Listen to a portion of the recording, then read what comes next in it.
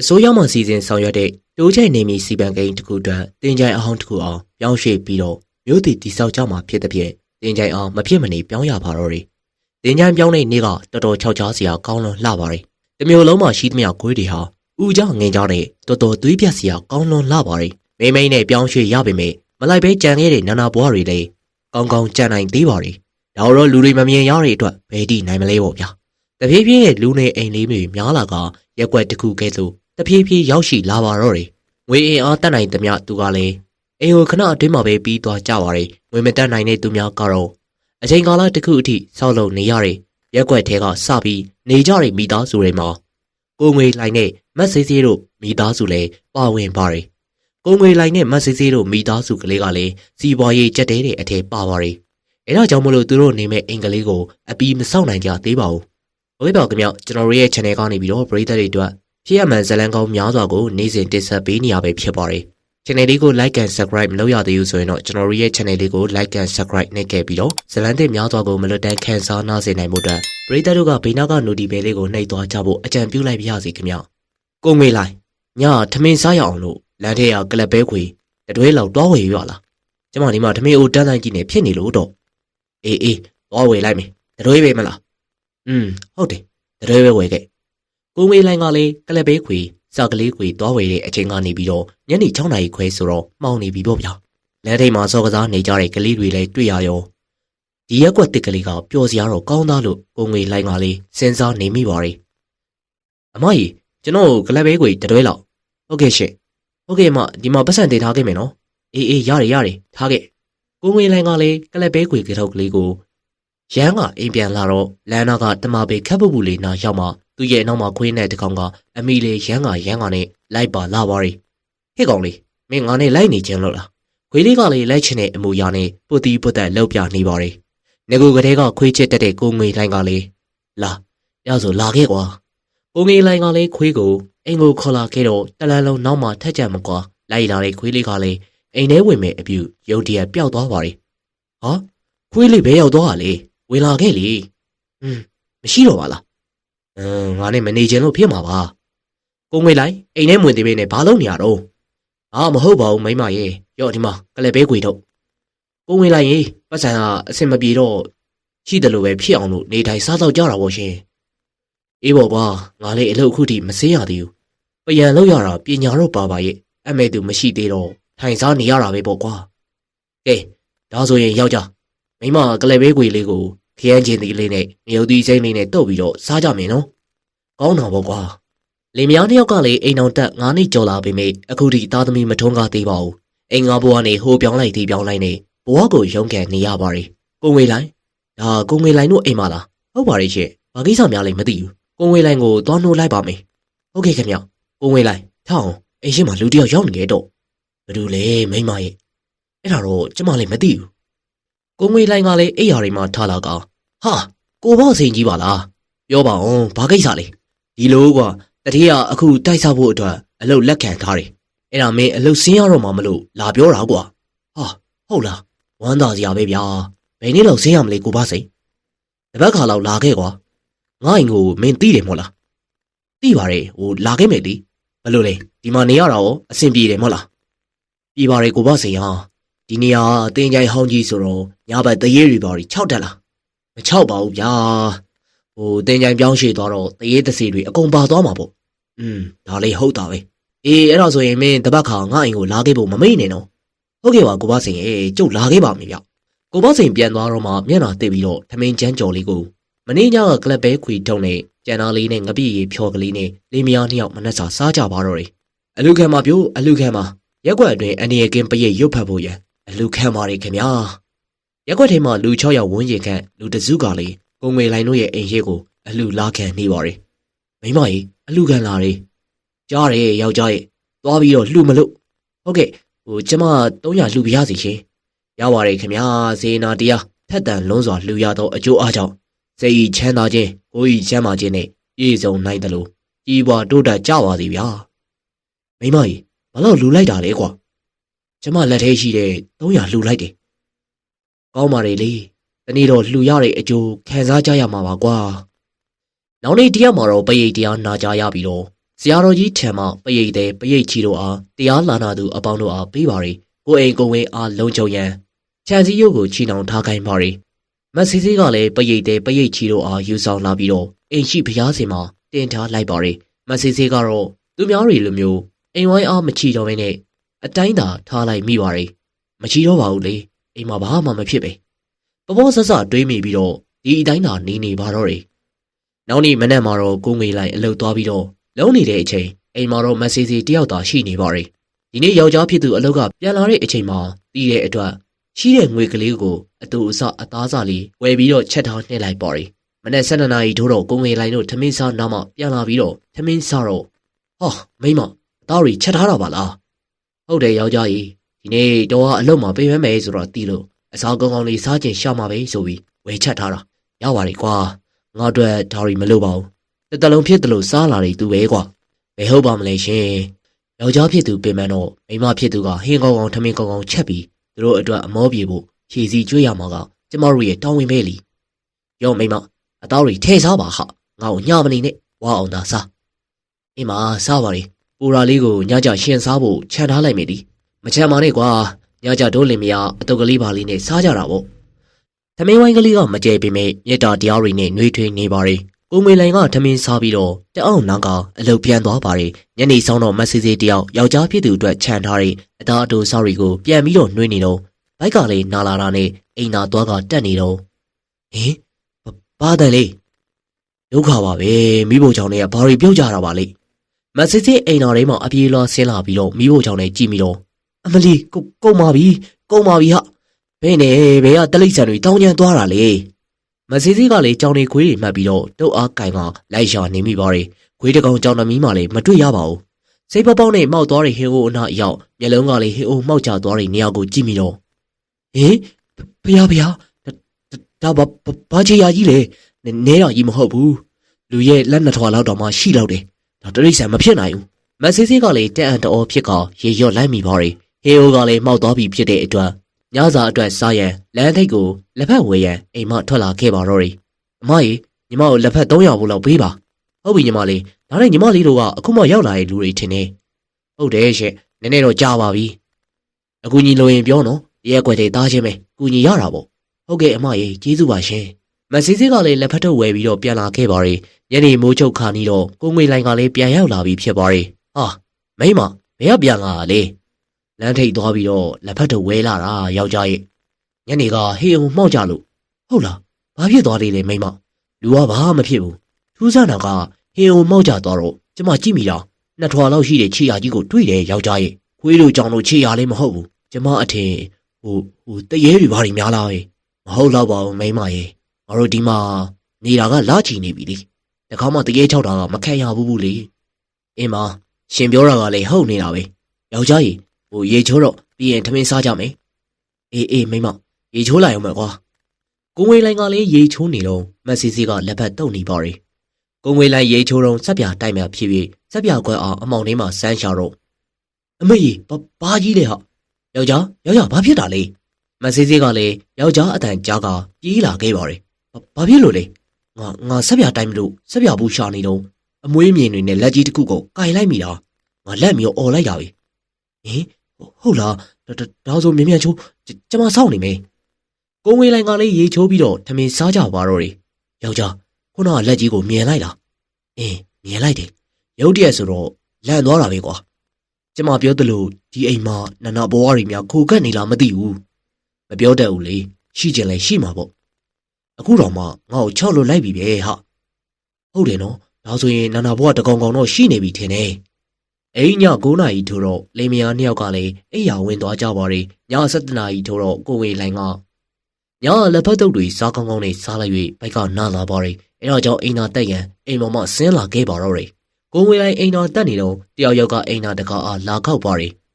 နေအောင်မပြီးသေးဘူးမိမရဲ့မိမလည်းမပြီးသေးပါဘူးဆိုကွာအိမ်သာရှိလမ်းလျှောက်နေတဲ့တန်ကြတော့ကိုဝေလိုင်ကလည်းသူ့မိမမဆေးဆေးထင်းနေပါရီပြီးပြီမိမရဲ့ဘယ်ရောက်သွားလဲမဆောင်နိုင်လို့အိမ်ပေါ်ပြန်တက်နေရထင်တယ်ကိုဝင်လိုက်အိမ်ထဲကိုပြန်ဝင်လာတော့မဆေးဆေးဖြစ်သူကလည်းအိမ်နေတာကိုတွေ့လိုက်ရပါတယ်မိမကလည်းအိမ်နေတယ်ဒါဆိုရင်အိမ်နာတကားကိုလာခောက်တာ ဘယ်သူပါလဲငါမနဲ့မှမေးကြည့်တာကောင်းမယ်အဲ့ဒါကြောင့်မလို့ကိုငွေလိုင်းကလည်းအိယာထဲမှာဝင်ကပြန်ပြီးတော့အိတ်နေလိုက်ပါတယ်မနဲ့မိုးလင်းတော့မိမမင်းညအိမ်သာလာဆောက်ပြီးတော့ပြန်သွားလားဘာလဲဘာအိမ်သာလဲမင်းညကလေငါအိမ်သာတက်နေတော့တကားလာခေါ်ပြီးတော့စောင့်နေရမလားဘယ်ကလားမဆောက်မအောင်အဲ့လိုကောင်းလို့နိုးတော်မှမနိုးဟင်အဲ့ဒါဆိုရင်ဘာတူလဲငါအိမ်သာတက်နေတော့တကားကို2 ခါလောက်လာခောက်တာငါမပြီးသေးဘူးလို့ပြောတော့အိမ်သာရှိမှလမ်းလျှောက်ပြီးတော့စောင့်နေတာငါလည်းပြီးပြီလို့အိမ်သာကဆင်းလာရောပြောမယ်ရှိသေးတယ်ဘယ်လို့မှလည်းမတွေ့တော့ငါလည်းမိမထင်နေတာဟင်မလာပါဘူးတရေနေမှာပေါ့တရေဆိုရဲအိမ်သာတက်နေတာကတော့မချောက်သေးဘူးဩတရေပါဆိုမှရှေ့အိမ်သာတက်ပြီးမှ6ရောက်မှာလားယောက်ျားရဲ့ကဲကွာငါအလုပ်သွားတော့မယ်အေးဒီချောက်ကျူးဆိုင်အောင်နော်အေးပါကိုငွေလိုက်အလုပ်သွားတော့မဆေးဆေးဈေးဝယ်ရန်အတွက်ထွက်လာခဲ့ပါတယ်မဆေးဆေးကလည်းအိမ်အတွက်ချက်စားရန်ကြက်သားတွေစီမှကြက်သားဝယ်ပါတော့တယ်ကြက်သားတွေကလည်းမဆေးဆေးအားကြက်တော့အပူ3 ချောင်းထည့်ပေးလိုက်ပါတယ်မဆေးဆေးကလည်းလိုတော်မှတ်သမျှဝယ်ယူပြီးတော့အင်ကိုပြန်လာခဲ့ပါတယ်အင်ကိုပြန်လာပြီးချက်ပြုတ်ရမနာမနေလှုပ်ရပါတယ်ချက်ပြုတ်ပြီးလဲအငိမ့်မနေရပဲနဲ့အဝေးစားများလျှော်ဖို့ရပါသေးတယ်အကုန်လုံးလုပ်ပြီးတော့နိုင်ကိုကြည့်ပြီးတော့နနက်7 နာရီထိုးနေပြီဖြစ်ပါတယ်ဟူးအခုမှပဲနားရတော့တယ်မဆေးဆေးကလည်းမောပန်းနေတဲ့ဖြင့်ကလတ်ထိုင်ခုံလေးပေါ်မှာထိုင်ပြီးမျက်လုံးကလေးမေးကခဏနေမိပါတယ်အချိန်ဘယ်လောက်ကြာသွားလဲမသိမိမကြီးမိမအမလီလန့်လိုက်တာယောက်ျားရဲ့အတန်လေးပါလေးပေးပါအောင်မဲနမိတ်ဒီတော့ခေါ်နေတာမိမမကြားပဲ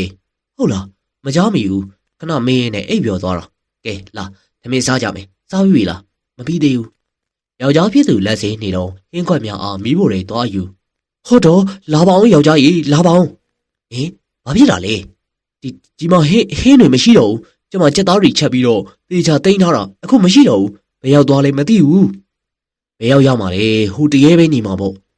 တော်တော်စိုးနေပြီဒီတရေငါနဲ့တွေ့တော့မယ်ကိုငွေလိုင်းကလေးဒေါသထွက်ကအိမ်မော်တက်ပြီးတော့ဖျားစင်မှာရှိတဲ့ပရိတ်တဲကိုယူလိုက်ကအိမ်နက်ကိုဖြန်းလိုက်ပြီးတော့အိမ်ဝိုင်းနဲ့နေရမကြံလိုက်ဖြန်းပါတော့တယ်ပရိတ်ကျိုးတွေကိုလည်းခြံစည်းရုပ်ကိုပိတ်ထားလိုက်ပါတယ်ကဲရပြီဒီလောက်ဆိုရင်ဒီတရေနှောက်ရက်လို့မရတော့ဘူးဒီလောက်နဲ့ရက်သွားရင်တော်သေးတယ်တော်ကြပို့ဆိုးလာရင်ဖြစ်ပို့ဆိုးလာတော့လေငါနဲ့တွေ့ကြတာပေါ့ကွာတရေကလည်းကြက်သားဟင်းများအကုန်စားသွားသဖြင့်ခါတိုင်းလိုပဲလင်မယားနှစ်ယောက်လန်ထိကဈေးဆိုင်ကိုသွားကအတုတ်တုတ်စားရပါတော့တယ်အိမ်နဲ့ညကလင်မယားနှစ်ယောက်အိတ်နေတော့အိမ်အောက်စီမှာယောက်ျားအောက်မှာဘာတွေဖြစ်နေရလဲအတန်တွေကြားတယ်အေးငါလည်းကြားလို့နိုးလာတာလာတွားကြည့်အောင်ကွာလင်မယားနှစ်ယောက်ကလည်းတမ်းပြီးတက်လန့်နေအိမ်အောက်ကိုဆင်းလာကရှာကြည့်တော့ဘာကြီးလဲတမ်းပြီးအလင်းရောက်အောက်မှာဒီကိုယ်လုံးမဲနှက်ခါအမွေမြင်များဖုံးနေပြီးတော့လေးဘက်ကုန်းကြီးလုံနေတဲ့တရေကြီးတစ်ကောင်တရေကြီးရဲ့ကိုယ်လုံးကလည်းအမွေတွေအမြင်တွေကမဲနဲ့အောင်လို့ပေါက်နေပါရီမျက်လုံးများကလည်းညီရဲတောက်နေကကိုငွေလိုင်းတို့လင်မယားအောင်တတ်တော့မယ်အလားကြည့်နေပါတော့တယ်တဖြည်းဖြည်းနဲ့တရေကြီးကရှေ့တိုးလာကကိုငွေလိုင်းကိုတတ်တော့မယ်အပြုယောက်ျားလာပြေးကိုငွေလိုင်းကလည်းတတိဝင်လာကပြေးရပါတော့တယ်ကဲရောက်ပါအောင်ရှင်လှုပ်ကြပါအောင်လှုပ်ကြပါအောင်ဗျို့လှုပ်ကြပါအောင်ကိုငွေလိုင်းတို့လင်မယားအိမ်ထဲမှာထွက်ပြေးချပါတော့တယ်ဟဲ့ဘာဖြစ်လို့လဲဒီလင်မယားနှစ်ယောက်ကြောက်လန့်ပြီးတော့ပြေးလာကြတာကိုငွေလိုင်းတို့ထွက်ပြေးလာတာမြင်တော့အိမ်နဲ့တလန်းကျော်မှာနေတဲ့မက်ကျင်စိန်ကမေးလိုက်ပါတယ်တရေတကောင်အိမ်မှာတောင်းကျက်နေလို့ကျွန်တော်တို့ကိုလိုက်ပြီးတော့တတ်နေလို့ထွက်ပြေးလာတာဘယ်မှာလဲတရေကြီးကဟိုအိမ်မှာပဲကြံနေခဲ့နေထင်တယ်ကျွန်တော်တို့လည်းကြောက်နေထွက်ပြေးလာရတာဟုတ်ပါရဲ့ရှင်ကျမတို့ထွက်ပြေးလာတာပါမက်ကျင်စိန်ရဲ့ဟုတ်လားနင်တို့တွေအိမ်လောက်ကြောက်နေရင်ငါ့အိမ်မှာပဲအိတ်ကြဖို့မနဲ့လင်းမှာပဲပြန်ကြဖို့ကျေးဇူးပါပဲမက်ကျင်စိန်ရဲ့ကဲမိစေအိမ်ထဲဝင်လာအိမ်ပေါ်မှာအိတ်လို့ရတယ်ကြားလားဟုတ်ကဲ့မက်ကျင်စိန်အိမ်ထဲဝင်တော့မက်ကျင်စိန်ကရေမှန်တစ်ခွက်စီတိုက်လိုက်မှအမောပြေသွားကြပါရဲ့မနဲ့လင်းတော့မက်ကျင်စိန်ကမေးပါရဲ့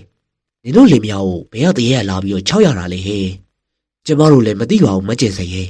အိမ်မှာတော့ဟင်းခွက်တွေခဏတိုင်းပျောက်တယ်ပြီးတော့ကိုငွေလိုင်းကိုဆိုရင်ရေချိုးလဲ6အိမ်သာတက်လဲ6တာမက်ကျင်စိန်ရဲ့ဒါတရေမှဖြစ်မယ်ကိုငွေလိုင်းကိုတစ်ဖက်သက်ကြိုက်ပြီးတော့လိုက်ချောက်နေတာဖြစ်မယ်မက်ကျင်စိန်ကလည်းလာနောက်ပြေးပြန်ပါပြီချစ်လို့မဟုတ်ဘူးသူ့ပုံကကျွန်တော်ကိုတတ်ချင်နေတဲ့ပုံမြောက်မနေ့ကအဲ့ဒီတရေဟင်းတွေအကုန်စားပြလို့ဒေါသထွက်တာနဲ့တအိမ်လုံးကိုပရိတ်ရည်တွေနဲ့ပတ်ပြီးပရိတ်ကျိုးတွေနဲ့တအိမ်လုံးကိုပတ်ထားတာကိုဒီတရေဝင်ပြအောင်လို့ဝင်လာသေးတယ်ဟဲ့တရေကနေအဲ့လိုတောင်းကျမ်းလိုက်လို့ နင်ကိုတတ်ရှင်နေတာဖြစ်မယ်ဒါတော့ကျွန်တော်လည်းမသိဘူးဗျာတရေတစီနိုင်တဲ့ဆရာကိုပြိမိမေးကြည့်မှသိမယ်အဲ့ဒါဆိုလေဆရာရှာပြီးတော့တရေကိုနှင်ထုတ်ကြလीနှင်ထုတ်တာကတော့ဟုတ်ပါပြီပေမဲ့လေဆရာကငါမှဆရာအတိတယောက်ရှိတယ်ဟဲ့သူ့ကိုသွားပြမယ်လေမက်ကျစ်စရဲ့ဆရာနိုင်မမလားတရေကိုဟိုတော့ကြပြီးပေါင်မားနေမှာဖြစ်ဟဲ့ဟိုကမြေတားနေလှုပ်ပေးတယ်ဆရာပါဟဲ့မြေတားသမားဆိုတော့မြေတားနေအနိုင်ယူတာဟာငါသူ့လောက်ကင်ပေးတာတွေကိုမြင်ဘူးတယ်အကုန်လုံးအဆင်ပြေပြီးတော့ပြီးသွားတာကြီးပဲအဲ့ဒါဆိုရင်လှုပ်ပါအောင်ဆရာကိုခေါ်ဖို့မက်ကျစ်စိန်ကိုအားကိုးပါတယ်အေးပါမိစီရဲ့ငါအခုပဲတောခေါ်လိုက်မယ်ဟုတ်ကဲ့မက်ကျစ်စိန်အဲ့ဒါဆိုကျမတို့အိမ်ကနေပဲစောင့်နေမယ်နော်မက်ကျစ်စိန်ကလည်းကိုငွေလိုင်တို့ရဲ့အခက်အခဲအားဖြည့်ရှင်းရန်အတွက်ဆရာတောပိမာတော့တယ်ကိုငွေလိုင်တို့လင်မယားနှစ်ယောက်ကအိမ်ကိုပြန်လာကအိမ်ထဲကိုမဝင်ရဲနဲ့ဝင်လာခဲ့ကြပါတယ်မိမတိတ်ဆိတ်နေရပဲဘာမှမရှိတော့ဘူးပြောလို့ရမလားတရေဆိုတာမြင်ရတာမှတ်လို့မြင်ရလို့ပဲမနေ့ညထွက်ပြေးလာတာပဲမဟုတ်လားဩတော်ကလေအဲ့ဒါညာကြီးကိုအိမ်ထဲဝင်တော့ဘာမှမရှိဘာမှလည်းမဖြစ်ပုံမှန်တိုင်းရှိနေပါတယ်လင်မယားနှစ်ယောက်ထိုင်နေတော့မက်ကျစ်စိန်နဲ့ဆရာဆိုသူကလည်းရောက်လာကြပါတယ်လာမက်ကျစ်စိန်ထိုင်ပါဟိုဆရာထိုင်ပါအောင်ရှင့်ဒီကငါတို့မကြီးတို့အိမ်မှာတရေတကောင်တောင်းညမ်းနေတယ်ဆိုလို့မက်ကျစ်စိန်လာပြောပြတယ်တရေကဘလို့ပုံစံလဲဟုတ်ကဲ့ဆရာတရေပုံစံကဒီကိုယ်လုံးအမွေမမဲကြီးတွေနဲ့ပြီးတော့လေးဘက်ထောက်ကြီးနဲ့ဆရာမျက်လုံးကြီးကလည်းနီးရဲပြီးအပြင်ကိုပြူးထွက်နေရပဲဆရာရဲ့ပြီးတော့ကျမယောက်ျားကိုလည်းတတ်တော့မလို့လှုပ်လို့ထွက်ပြေးလာရတာပဲဆရာဒီကငါတို့မကြီးပြောပုံရဆိုရင်ဒီတရေဟာအတော့ကိုတက်တန်းရင့်နေတဲ့တရေပဲဖြစ်ရမယ်တင်းချိုင်းရွှေသွားတော့ကလိုက်ပါမသွားဘဲနဲ့ကြံနေခဲ့တဲ့တရေပဲဖြစ်မယ်ဒါနဲ့ငါတို့ကြီးဒီရက်ပိုင်းမှာဘာမှတွေလုံးမိသေးလဲဟုတ်ကဲ့ဟိုကျွန်တော်မနေ့ကအိမ်ဝိုင်းထဲကိုပရိတ်ချီပေးနဲ့တအိမ်လုံးကိုပတ်ထားမိပါတယ်ဆရာအေးပါခဏနေအကြောင်းဆုံးသိရတာပေါ့ကဲလာအိမ်ဘော်ကိုလာကြဘုရားရှင်အရှိသွားရအောင်ဆရာကဘုရားရှင်ရှိကိုခေါ်သွားတော့ကိုငွေလိုင်တို့လင်မယားကလည်းလိုက်သွားပါတယ်မကျင်စိန်ကလည်းနောက်မှလိုက်ပါလာပါတယ်ကဲဘုရားရှိခိုးကြပြီးတော့30ပုံသားတွေကိုမေတ္တာပို့ပါအထူးသဖြင့်ဒီအိမ်မှာနှောက်ယှက်နေတဲ့ပုဂ္ဂိုလ်ကိုမေတ္တာပို့တာကြောင့်ဟုတ်ပြီလားဟုတ်ကဲ့ဆရာကိုငွေလိုင်တို့လင်မယားကလည်းဆရာကြီးခိုင်းတဲ့အတိုင်းဘုရားရှိခိုးကမေတ္တာတက်ပို့လို့နေလိုက်ကြပါတယ်အချိန်ခဏကြာတဲ့အခါမှာတူမကြီးဒီကိုခဏလာခဲ့ဘာမှမကြောက်နဲ့မမြင်ရတဲ့ပုဂ္ဂိုလ်ကိုဒီဟာတူမကြီးကနေတစ်ဆင့်ဝင်ရောက်ပူးကတ်ခိုင်းပြီးတီးလို့တမျှမေးရမယ်ကွဟုတ်ကဲ့ဆရာကြီးကဲစိတ်ကိုလျှော့ထားဟုတ်ပြီလားဟုတ်ကဲ့ဆရာကြီးကမှားထားတယ်လို့မျိုးစိတ်ကိုအတက်နိုင်ဆုံးလျှော့ကနေလိုက်ပါတယ်ဒီနေရာဒီအိမ်အတွင်းမှာ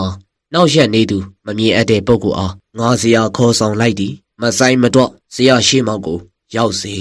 ဆရာရဲ့အတန်ဆုံးသွားတာနဲ့မဆေးစီရဲ့ခဏကိုတစ်ခုလုံးကတုံရင်လာပြီးတော့မကျင်ဘူးကွာငါမကျင်ဘူးဟင်ဟာမကျင်စိန်နဲ့ကိုငွေလိုင်တို့ကအံ့ဩသွားပြီးတော့မဆေးစီရဲ့ပါးစပ်မှာအလွန်ကြောက်စရာကောင်းတဲ့ယောက်ျားအတန်ကြီးဖြစ်နေပါတယ်ဟောမကျင်နဲ့တလေဆရာကိုပွင့်ပွင့်လင်းလင်းပြောပါဒီကောင်ငွေလိုင်ငါ့ကိုခေါ်တော့ကခေါ်ပြီးငါ့ကိုအစာမကျွေးတဲ့အပြင်ငါ့ကိုနေစရာမရှိအောင်လို့နှင်ထုတ်တယ်ခြံစည်းရိုးကိုလည်းပရိတ်ကျိုးတွေနဲ့ပတ်ထားတယ်ငါမှအစာထွက်ရှာလို့မရဘူးအိမ်ထဲကနေလည်းထွက်လို့မရအောင်ဟင်ငါဘယ်တော့သူ့ကိုခေါ်ခဲ့ပြီလို့လဲဆရာကျွန်တော်သူ့ကိုမခေါ်မိပါဘူးဗျာကြားလာတရေကောင်ငွေလိုင်ကမခေါ်ဘူးတဲ့မင်းအမှန်တိုင်းပြောလုံခဲ့တဲ့ရက်အနေကခွေးကိုခေါ်ပြီးအိမ်ပြန်လာတာမသိဘူးလားဟမ်ကိုငွေလိုင်ကလည်းလန့်သွားပါတယ်သူခေါ်မိတာကခွေးပါအခုတော့တရေဖြစ်နေပါတယ်ဆရာကျွန်တော်ကခွေးမလို့ခေါ်လာမိတာပါဗျာဟိုတရေမလည်းမသိပါဘူးကဲသူကခွေးထင်ပြီးတော့ခေါ်လာခဲ့တာတဲ့မင်းကခွေးကိုအမိပြုတ်ပြီးတော့သူ့နောက်ကိုလိုက်လာခဲ့တာမဟုတ်လားအဲ့တော့သူ့မှာအပြစ်မရှိပါဘူးဒါကြောင့်ဒေါသကိုလျှော့ပါဆရာဘာလုပ်ပေးရမလဲပြောဆရာကိုပြောဆရာကူညီပေးမယ်